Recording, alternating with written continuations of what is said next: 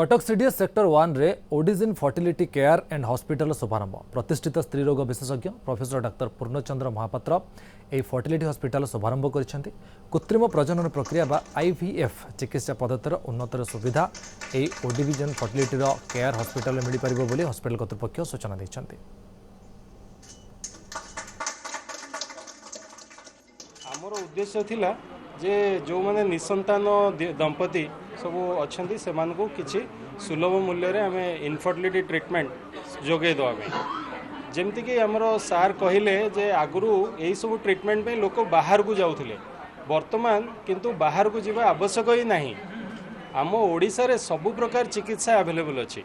एमती कौन सी चिकित्सा नहीं जोड़ा कि आम पाखे संभव नुह जो कि आमको बाहर को जीवा दरकार अच्छी तेणु से सब ट्रीटमेंट आमे एठी सुलभ मूल्य रे जोगे दे पारिबा।